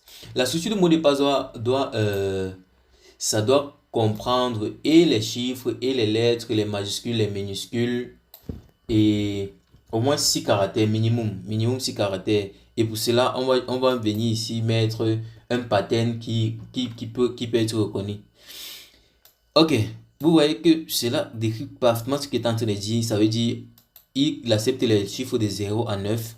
Il accepte les lettres de A à Z, minuscules de A à Z majuscules, et il est obligatoire d'avoir 6 caractères minimum. 6 caractères minimum. Ok. Nous avons terminé avec cette petite fonction. Et chaque fois que la page sign in doit se charger, on doit initialiser notre formulaire. Et directement, je vais venir mettre ici, vous l'aurez compris, hein, je vais mettre ici 10.init form. 10.init form, parenthèse, terminé. Ok. Après de cela, qu'est-ce que je fais? J'ai besoin d'une fonction, ok? J'ai besoin d'une fonction qui va récupérer toutes les données et charger dans le constructeur de formulaire. Je vais appeler cette fonction onSubmit et cette fonction doit s'activer chaque fois que l'utilisateur doit soumettre son formulaire. Ok, je vais l'appeler comme ça, onSubmit. Je vais commencer par créer une constante pour récupérer l'email. Email égale à, je vous ai dit, on continue, on remarque bien que le sign in form là, c'est lui qui a toutes les valeurs de notre formulaire. Ok, c'est pour ça que pour récupérer la variable email, j'ai forcément besoin de passer par le sign in. Et maintenant je fais un point get. Je get quoi? Je get un email. Je get l'email du formulaire. Ok, là je dis si cette variable existe, je prends la valeur point value. Ok, donc je passe par le constructeur du formulaire qui a tous les éléments de notre formulaire. Je récupère la variable email. Si ça existe, je prends sa valeur. On va en faire de même pour le password. Ok? On fait de même pour le password. Après de cela, je n'aurai plus qu'à envoyer mon email et mon password à mon serveur. Ok? Mais à côté de cela, qu'est-ce que je fais? Étant donné que précédemment, j'ai créé mon service. J'ai créé un service All Service. Ok? J'ai créé un service appelé All Service. Et vous allez comprendre que dans ce service, j'ai créé une fonction On Submit qui prend en paramètre un email et un password. Ça retourne une promesse. La promesse en JavaScript, c'est une classe qui permet permet de communiquer avec des éléments qui viennent de manière asynchrone. Là, j'écris une promesse, elle prend en paramètre un resolve. La resolve, c'est ce qui s'active lorsque il y a un succès et la reject, c'est ce qui s'active lorsqu'il y a un échec. C'est un peu comme le try et catch. Vous voyez, try, c'est un peu comme le resolve ici et catch, c'est un peu comme le reject. Ok, je crée une nouvelle promesse, resolve et reject. Là, je dis quoi? Si le mot de passe qu'on m'envoie est inférieur à 8 caractères, je rejecte en disant la taille du mot de passe est inférieure à 8 caractères. À côté de cela, sinon, je résolve avec successful. C'est un peu, là, c'était un peu juste pour stimuler une connexion. Vous voyez, là, vous pouvez mettre du code API qui permet de envoyer le email, le password à une API et l'API nous répond. S'il y a un succès, vous le mettez dans le resolve. S'il y a un échec, vous le mettez dans le reject. Ok. Je vais maintenant venir sur Sign In Component. Étant donné que j'ai créé déjà mon service, j'ai envie de le consommer ici. Pour le consommer, premièrement, je dois venir dans mon constructeur et j'importe le service dans mon constructeur. Vous voyez? Après cela, je peux aisément venir maintenant ici. Je dis 10.allService. Non, 10.allService, le petit A. Je crois que allService est avec le petit A. Il y a une erreur quelque part ici. Erreur de crochet. 10.allService, petit A. Après avoir fait cela, j'accède à la fonction sign-in. Vous voyez que là, je peux directement utiliser la fonction sign-in de allService. Donc, vous comprenez un peu l'utilité des services. Ils prennent en paramètre l'email et le password. Et l'email et le password, c'est ça que je l'ai défini ici en haut. Et maintenant, étant donné que cette fonction retourne une promesse, je vais utiliser dent. Je peux bien utiliser catch, mais moi j'aime plus utiliser dent. Alors dent, qu'est-ce qu'il lui prend en paramètre? Il prend en paramètre, vous voyez, il prend en paramètre une valeur. Après, à côté de cela, il prend en paramètre aussi. Il prend en paramètre, premier paramètre c'est le resolve, deuxième paramètre c'est l'erreur. Donc ce que je fais, je descends. Et qu'est-ce que ça me retourne un message. Ok, ça me retourne un message. Tac, tac, tac. Je vais faire quelque chose. Là, le premier paramètre ici, c'est ce qui s'est passé lorsqu'il y a eu un succès. Et à côté de cela, virgule, le deuxième paramètre, c'est l'erreur. L'erreur et la raison de l'erreur. Je vais l'appeler error, forcément. Ok.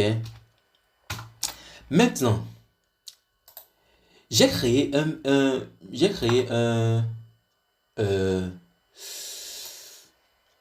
une variable en haut appelée message. Ok. Cette variable là, je vais envoyer dans cette variable là ce que me retourne la promesse. Je l'ai appelé message. Et maintenant je dis 10.message prend message. Quelle est l'erreur? On connect assignment to string. Oui, c'est un type string. Quelle est l'erreur? Ok. Je vais ajouter deux variables encore. Bon, trois variables. Hein. en haut là, je vais ajouter l'erreur, au cas où il y a l'erreur, le succès, au cas où il y a le succès et le loading lorsque je suis en train de faire un loading. Apparemment, c'est comme si j'ai mal écrit. Message. Qu'est-ce qui se passe? On connote. Bon, je vais l'écrire et voir ce qui se passe. 10. Message. Is not assigné to string. Ah bon? Qu'est-ce qu'il a retourné? Le onSubmit retourne quelque chose. Le onSubmit retourne ça. Ok. Il retourne une chaîne de caractères avec le resolve. Et pourquoi est-ce qu'on me dit qu'il n'est pas assignable à un string? Je comprends pas. Donc je vais résoudre ça dans quelques instants. Et patienter. Je vais résoudre ça en venant juste ici, à côté de new promise. Et dit, il retourne n'importe quoi. Ok. Et je pense que l'erreur sera corrigée. L'erreur est corrigée. Très bien. À côté de cela, lorsque on a un échec, lorsqu'on a un succès, la variable succès passe à true, la variable erreur passe à false. Et lorsqu'on a un échec, vous l'aurez compris, on va juste faire l'inverse. Ok. On fait l'inverse. Là, tac, tac, tac. Voilà. Et le contrôleur de notre formulaire est terminé. Maintenant, on va passer à aux choses à la chose la plus compliquée. Ok. La chose la plus compliquée, c'est quoi? C'est, bon, à mon avis, écrire souvent le JavaScript est plus facile d'écrire le HTML et styliser tout ça. Maintenant, pour le faire, qu'est-ce que je fais? Je viens dans mon sign in ici. Ok. J'ai déjà mon header. Je descends. À côté de mon header, j'ai besoin de quelque chose. Bon, je vais d'abord faire un BR pour mettre un peu d'espace entre eux. Après, il va y avoir un conteneur. Dans mon conteneur, je vais avoir une forme. Ok. Le forme là il y aura une classe appelée form. Un form. Les classes de Bootstrap, horizontale. Ok. Forme horizontale, forme de classe de Bootstrap. À côté de cela, généralement en JS, en JavaScript, lorsque on crée un formulaire, on a besoin d'une action. Mais en Angular, on va faire du tubal bounding. Du tubal bounding, on va affecter à la propriété forme groupe de notre formulaire. On va l'affecter la variable sign in form, la variable qui contient tout. C'est ici là qu'on fait maintenant la liaison entre le formulaire et la variable qui contient tous les éléments du formulaire. Ok. Après avoir fait cela, et tout ce qu'on va écrire maintenant dans notre formulaire sera relié à cette variable-ci. Je vais avancer. Je vais maintenant faire de l'event bounding. En utilisant l'événement onSubmit. Chaque fois que je vais cliquer sur un bouton qui est de type submit, il va appeler la fonction submit que j'ai créée dans mon contrôleur. Ok. À côté de cela, tout ce qui me reste à faire, c'est mettre c'est de styliser. C'est de styliser. Donc, je vais juste copier un petit code là. Et j'explique le code. Là, on a un div, un label adresse email, un input login. Ok. Son nom c'est login, son type c'est texte et le plus important ici pour nous c'est ceci, le form control names. C'est à partir de ce form control name email qu'on arrive à venir dans ce code et venir ici dire on sélectionne un email et chaque fois qu'on va dire this form.get email, il va reconnaître que c'est l'input email que je vais récupérer. Vous voyez, donc c'est le plus important. C'est le plus important ici. Ok. Sign. Vous allez comprendre aussi de même que c'est la même chose avec password. Donc on a un input de type password tout le tralala, tout le style de Bootstrap. Après, maintenant, ce qui nous intéresse ici, là, c'est le fond control name ici et le type password. Et c'est à travers cette variable qu'on arrive à sélectionner ici le password. Vous voyez, c'est là qu'on fait la liaison. À côté de cela, je vais mettre un bouton, le bouton maintenant submit. Vous allez voir que le bouton submit, il est, je fais du true rebonding. Je vais dire le bouton submit est désactivé si mon formulaire n'est pas valide. Et comment est-ce qu'il fait pour savoir qu'il n'est pas valide? C'est juste lorsque quand j'arrive ici, j'initialise mon formulaire, il vient ici, il initialise, il met les validateurs. Si tous les validateurs ne sont pas vérifiés, forcément le formulaire ne sera pas valide. Vous voyez, c'est maintenant à quoi servent les validateurs. Ok, alors continuons. Très bien, propre. Je vais sauvegarder. Je vais aussi sauvegarder ici. Il faut sauvegarder tous les fichiers que vous avez utilisés. Je crois que j'ai utilisé aussi ce fichier. Je sauvegarde et je vais dans mon... Ok, propre. Vous voyez là que on a un simple style avec un email, un password. Et si je diminue les caractères du password, vous voyez que identifier c'est désactivé. Vous voyez, ça veut dire le bouton c'est désactivé si le formulaire n'est pas valide.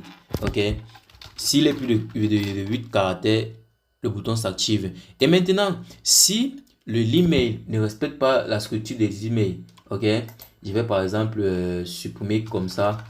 Vous allez voir le bouton va se désactiver parce qu'il ne voit pas arrobas. Mais ici il voit arrobas, s'il voit arrobas et il ne voit pas point quelque chose, je crois qu'il va se désactiver. Vous voyez? Vous voyez? Donc il connaît vraiment la structure d'un email, il connaît vraiment la structure d'un password qu'on lui a demandé. Ok.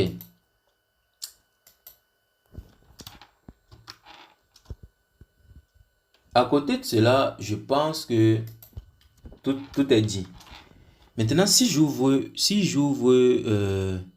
mon terminal, je dis mon terminal, ma console, chaque fois que je clique sur ça, s'identifier, rien ne se passe. Vous voyez, rien ne se passe. Pourquoi? Parce que j'ai juste dit ici dans le code que, ok, quand tu te connectes, tu envoies seulement ces messages ici. D'accord? Mais ce que j'aurais pu faire, c'est faire un console log pour que vous confirmez vraiment que le code s'est baladé, que mes identifiants se sont baladés. Je sauvegarde, j'affiche par exemple 10 messages. Au cas où on va afficher les messages là.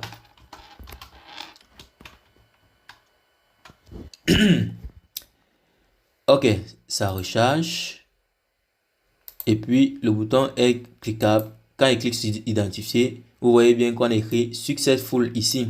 Si je diminue par exemple, si je mets le mot de passe à 7 caractères, je tape sur identifier, il va mettre sur la taille du mot de passe est inférieure à 7 caractères. Vous voyez bien que ça a parcouru tout le code. Ok, ça a parcouru tout le code. Voilà. Donc à côté de cela, je pourrais encore aller un peu plus loin en venant ici. En venant ici dans mon code et afficher un message lorsque on s'est connecté et un autre message lorsqu'on n'a pas pu se connecter. Donc je viens dans le sign in tout en bas du form parce que lui n'est pas dans le form. Je mets ce code. J'affiche et dit si success égale à true, ok, j'affiche le message avec des styles success de Bootstrap. Et maintenant, si erreur égale à true, j'affiche ce message avec les styles danger de Bootstrap. Et nous sauvegardons et regardons un peu ce qui s'est passé. Il charge. Vous voyez que, étant donné que le mot de passe est supérieur à 8, le mot de passe respecte la structure de mot de passe et l'email respecte la structure des emails.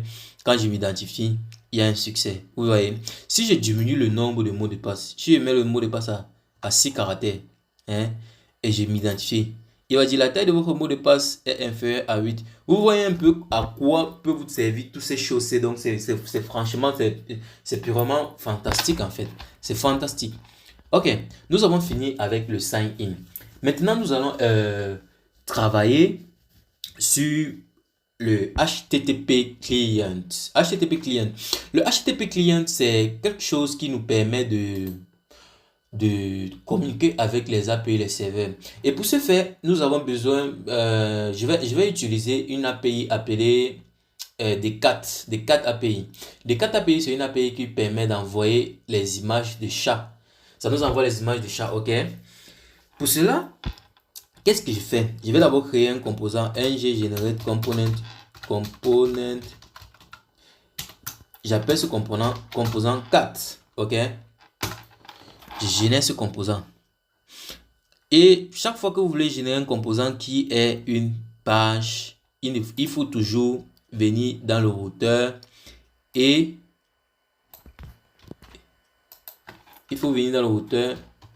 le déclarer. Paf.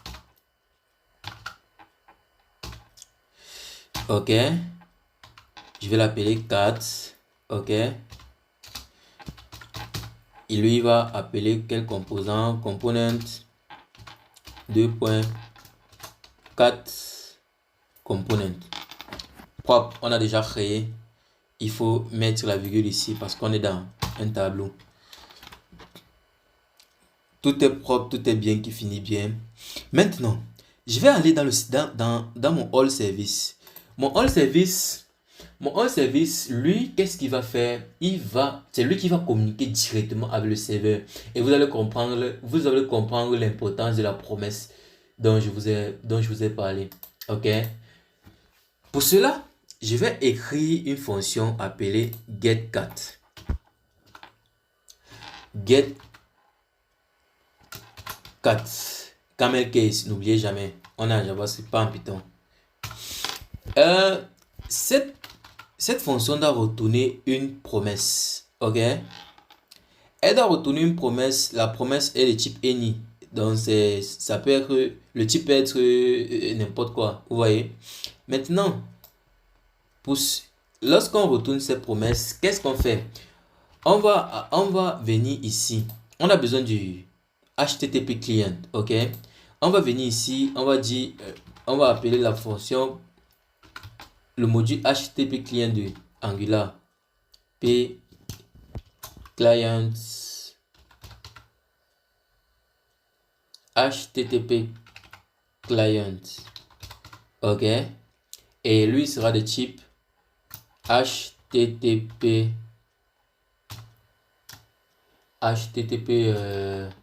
je crois client toujours, hein? HTTP client. Mais vous remarquez qu'il ne reconnaît pas le HTTP client et Visual Studio Code n'arrive même pas à fixer. Vous voyez, tout simplement parce que on n'est pas venu ici dans notre module, et étant donné que c'est un module, on n'a pas importé notre module.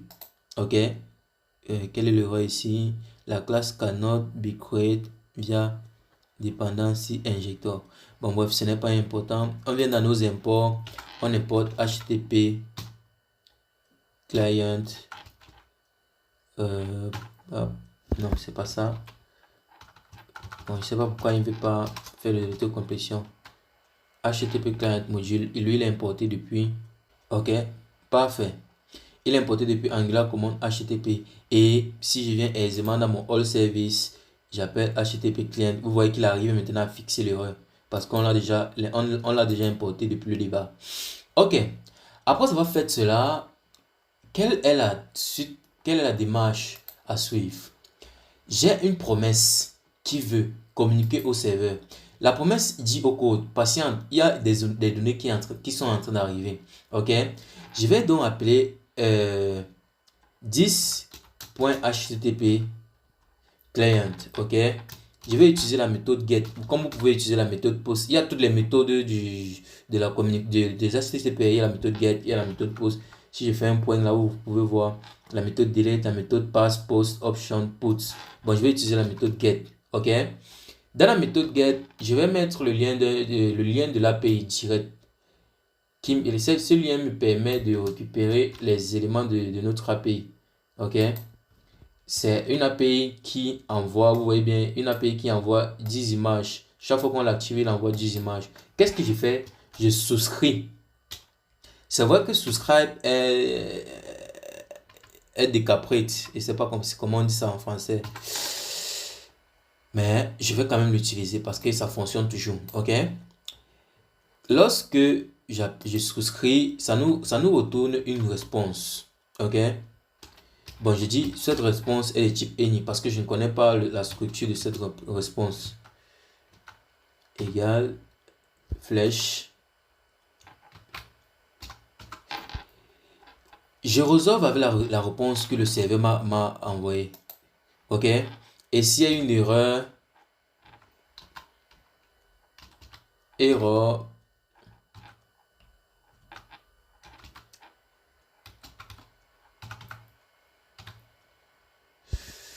je vais rejeter avec l'erreur.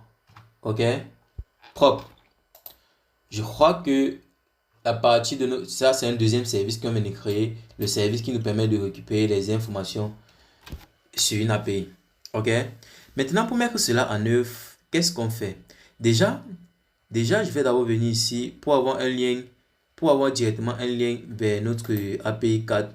Je vais venir dans Header et je vais ajouter, on avait Home, je vais ajouter un bouton qui permet d'aller sur 4.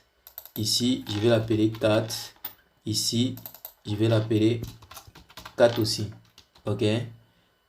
Je vais juste faire une simple petite vérification pour voir si je n'ai pas commis de bêtises. Parfait. Si je viens sur mon code, je repars à la page d'accueil.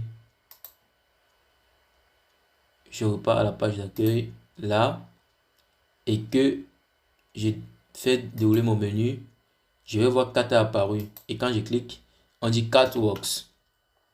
Je vais maintenant, après cela, je vais maintenant venir dans les 4 que j'ai, dans les 4 que je viens de créer.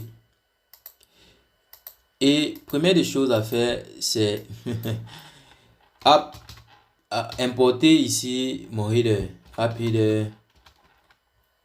Je donne un titre, app header. Vous voyez, il souligne parce qu'il ne reconnaît pas. Maintenant, c'est parce que j'avais mal écrit. Chien header. À côté du header, je lui donne un titre, title. Je vais l'appeler tous les chats. OK. Si je retourne vers mon code, forcément, ça a importé mon header avec tous les chats. OK. À côté de cela, qu'est-ce que je peux faire? J'ai juste besoin... j'ai pas besoin de grand chose. Je vais d'abord commencer par le contrôleur. Vous l'avez compris déjà que c'est mieux toujours de commencer par le contrôleur avant de finir par la vue. Première des choses, je vais créer quelques variables. OK? Je vais créer une variable. Ce sera un tableau qui va comporter tous mes chats. Lui, et cette variable est ici 4. Et je vais maintenant vous montrer comment créer un module. Parce qu'on a dit un modèle. Parce qu'on a dit modèle, vue, contrôleur. Le modèle, c'est lui qui communique, qui transporte les données. La vue, lui, elle affiche les données. Le contrôleur pilote des données. Bon, pour créer le modèle, je vais créer un dossier dans SLC. Non. Je vais créer un dossier dans app. Appelé modèles. OK? Point. Modèle, c'est un dossier. Ça n'a pas besoin d'extension. Dans le modèle, je vais créer un 4. Le modèle de chat. OK? Point TypeScript. Et maintenant, dans ceci, qu'est-ce qu'il faut faire? Il faut juste écrire. Il faut juste exporter une classe avec quelques paramètres. OK? Vous exportez la classe chat, la classe 4. Dans mon cas, on a le ID, on a l'URL, on a la hauteur, la largeur. Ok, je sauvegarde. C'est parce que ça envoie lorsque je fais une requête à la carte API, ça m'envoie tous ces éléments-ci. C'est pour ça que j'ai créé ce modèle comme ça. À côté de cela, j'ai créé le modèle. Je vais retourner sur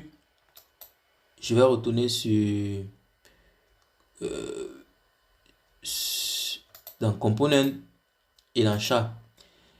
Là, vous voyez aisément que Visual Studio Code a compris qu'on vient de créer un modèle et on peut facilement l'importer. Vous voyez, le 4 maintenant, il est de type 4. Donc, on crée un objet de type 4. L'objet de type 4, ça sera une table de chat. Vous voyez, un tableau de chat, une liste de chats en Python. C'est à votre guise, comme vous voulez. Hein. À côté de cela, je vais encore implémenter notre fonction appelée je vais lui demander d'implémenter implement on. Je vais lui demander d'implémenter on init pour pouvoir utiliser la fonction qui va s'exécuter chaque fois que notre page charge. Et cette fonction, elle sera quel est le problème? Incorrect implement interface. Ok. Je vais appeler la fonction ng on init. Ok. Dans cette fonction ngOnInit, j'ai besoin d'une fonction qui chaque fois qu'on arrive sur la page 4, elle fait directement la requête au serveur. Ok. Cette fonction, je vais l'appeler get4. Get4, ça sera ma fonction. Ok. Qu'est-ce qu'elle fait? Quand j'appelle ma fonction getCount, je dis que, étant donné que j'envoie une requête au serveur, je mets d'abord le loading à true pour dire que ça va nous permettre de simuler un loader. Ok. Et j'ai besoin du constructeur pour appeler le service all service. Donc je crée facilement rapidement mon constructeur appelé all service all service parenthèse, et vous le remarquez ici, j'avais pas mis private, je viens facilement, je mets private. Vous voyez, pas aucun problème, et ça me permet aisément de dire 10.allService.get. Vous voyez, .get 4. Quand je get la 4, je ne fais pas un subscribe, mais je fais un den, parce que cette fonction c'est une promesse. Donc je fais un den, et dans le den m'envoie deux choses.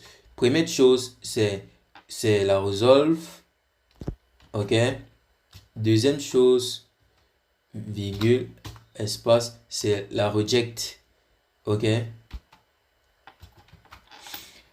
Lorsque il y a un succès, le serveur m'envoie une réponse. Ok. La réponse peut être de type any. D'accord. Et à côté de cela, je dis, en haut là, j'ai un tableau de chat 10.4. Il est encore vide.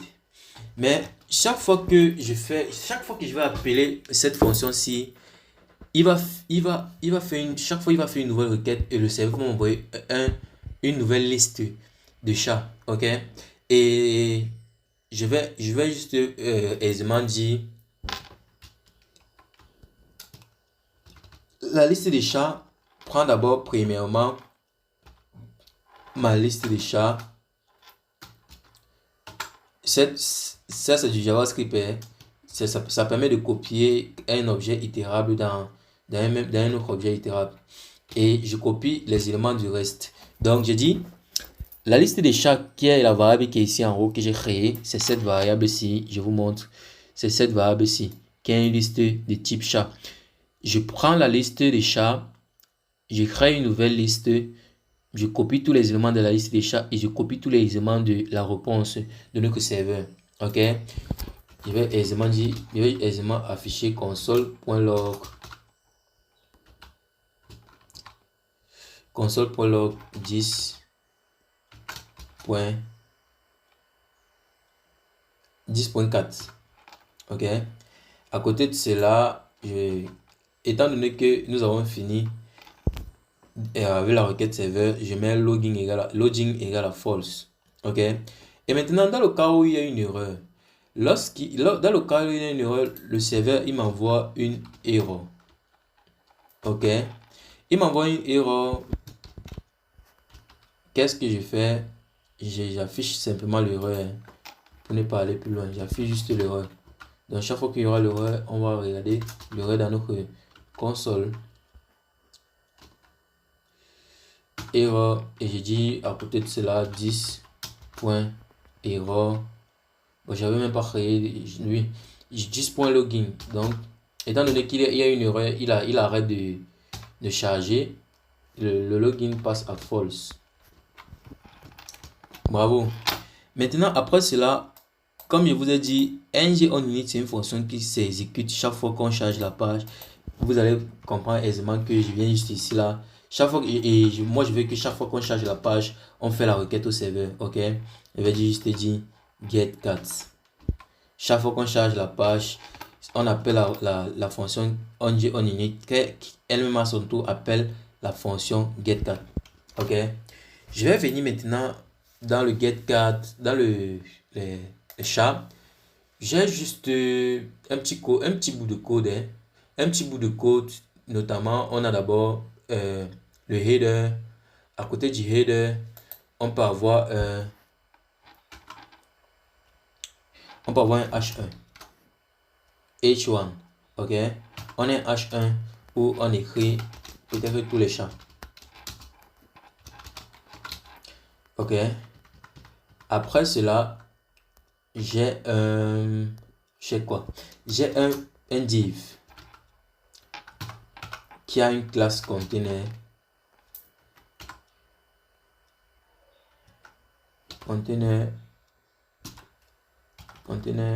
Oh, désolé.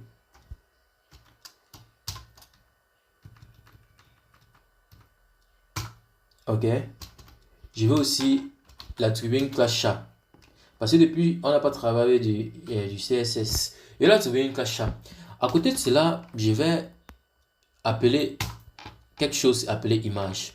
Première des choses, l'image-ci, on va itérer sur l'image-ci. Et chaque fois, on va l'attribuer un nouveau SSC.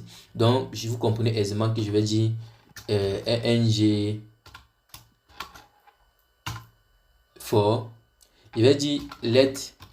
Je vais parcourir les chats de ma variable chat que j'ai créé. OK. Je vais faire do true rebounding. Je vais attribuer à le OSSC. Je vais l'attribuer 4.ur. Vous voyez que ça le reconnaît parce que dans mon modèle, j'avais cette variable URL. OK. À côté de cela, je vais lui mettre une taille de 100 et une largeur de 100. Donc, rapidement, height 100, 800. OK. On a fini avec cette partie. Après avoir fini avec cette partie, je vais ensuite créer en bas quelque chose. Je vais créer deux choses. Première chose, je vais créer un spinner. Le spinner, lui, il sera activé lorsque login sera à true. Un spinner qui est activé lorsque login est à true. Et un bouton, chaque fois que je clique sur ce bouton, ça va appeler une fonction add. Cette fonction n'a pas encore été créée, mais rapidement, je viens ici. J'ai créé la fonction add. Je n'appelle même pas la fonction add, j'appelle juste la fonction getCat. Donc chaque fois, il va juste faire une nouvelle requête au serveur. OK? Parfait. Je vais maintenant venir dans mon style. Première fois qu'on touche au fichier style. Mais tous les styles que vous utilisez, c'est la même chose. C'est du CSS, c'est du SCSS. Bon, je vais écrire pour l'exemple du CSS. Et vous allez voir que ça va toujours fonctionner. Je vais lui dire, OK, mon cas change display flex. Et change flex wrap. Ça veut dire chaque fois que la taille de mon 4 est supérieure à la taille de mon écran, tous les éléments qui viennent après, tu les mets en bas. Ok? Je vais mettre un petit background. Background color. Bon, background, je vais utiliser un background. Je vais utiliser quel background? Donc, je mets d'abord black. Voilà ce que j'ai fait. J'utilise d'abord un truc simple. Après, j'utilise quelque chose de l'utilitaire de Visual Studio Code pour un peu mettre. Parfait. Nous avons fini avec notre requête. Bon, je récapitule le code. Lorsqu'on ouvre la page localhost 2.4200/4, cette fonction-ci est appelée automatiquement. C'est pour ça qu'on a dit implement on init. C'est une fonction d'Angular qui est appelée chaque fois qu'on ouvre une page. Et dans cela, on appelle directement, on exécute directement une fonction. Cette fonction-ci qu'on écrit en bas, c'est cette fonction qui utilise la fonction getCat de notre service. Ok? Et notre service, qu'est-ce que lui fait? Il fait une requête au serveur en utilisant le HTTP client. Ok? Vous voyez aisément, chaque fois que je recharge la page, notre spinner fonctionne et il affiche les chats. Ok? Il affiche les chats. Il y a une petite erreur là. J'aurais pas dû. Il y a une petite erreur sur le style. Bon, sur le style, je vais juste modifier quelque chose. Ben, ce n'est pas un code de style. Hein. Ce n'est pas un code de style, donc je vais juste enlever la classe container. Je crois que c'est ça qui cause problème. Voilà. Vous voyez, dès que ça charge, ça fait une requête au serveur et on a les images des chats. Et le bouton Add 4C, c'est un bouton qui fait encore une autre requête. Mais chaque fois que j'ai fait une requête au serveur, je ne remplace pas ma liste de chats. Mais ce que je fais, c'est que j'ajoute la nouvelle liste des chats. Voyons voir. Quand je clique sur Add,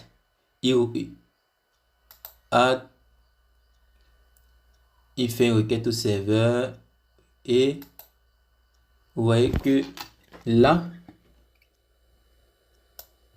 on a une liste exhaustive des chats. Vous voyez, voilà une liste exhaustive de chats. Ok, on a, vous voyez bien, on a le head, on a le ID et on a l'URL. L'URL, si je clique sur cette URL, ça va me montrer la photo d'un chat. Mais j'ai un problème sur mon style. Mon style, lui, au lieu de faire un display wrap, il a fait un no wrap. Je comprends pas pourquoi. Bon, c'est sûrement j'ai écrit no wrap, hein. J'ai bien dit. Ça doit être un display wrap. Et on voit aisément que il n'y avait pas d'erreur ici. Donc je remets mon conteneur. Et vous voyez, parfait. On a les chats. Vous voyez, chaque fois que j'appuie sur Add, il tourne et il ajoute. Et vous voyez qu'il fait bien la requête. Si on utilise même les outils de développement de Chrome, on voit si on entre dans... On voit chaque fois qu'est-ce qu'il fait. Il y a des requêtes qui ont été effectuées. Voilà nos chats. Ok? Et on a notre requête. Il a envoyé une requête à des 4 API. Ok? Une requête .get qui a été réussie. Vous voyez? Et voilà le rapport. Vous voyez qu'il a envoyé l'URL. Il a envoyé beaucoup de choses. Vous voyez? Bref. Vous voyez, nous avons parcouru un peu les choses essentielles d'Angular. Chaque fois que je clique, là, il ajoute des chats. Il ajoute des chats. Et ces chats, c'est juste un objet. Je vous ai dit, le HTTP client, lui, il travaille. Bon, la connexion entre API, ça envoie, les API envoient des JSON. On m'a envoyé un JSON, bon, une liste d'objets dans lequel on a une liste de choses. Déjà, on a les paramètres de l'image et on a le lien qui permet d'ouvrir cette image. Et c'est ce lien-ci URL que j'ai lié. J'ai lié ce lien URL avec la propriété SSRC de l'image 4URL. OK. Et vous voyez aisément que là, tout fonctionne parfaitement. Donc, je crois que on a fait du HTTP client, on a fait du forms, la conclusion et merci pour votre attention. Voilà, nous avons parcouru quelques éléments primordiaux d'Angular et voilà un peu à quoi vous pouvez vous attendre lorsque vous faites du développement Angular.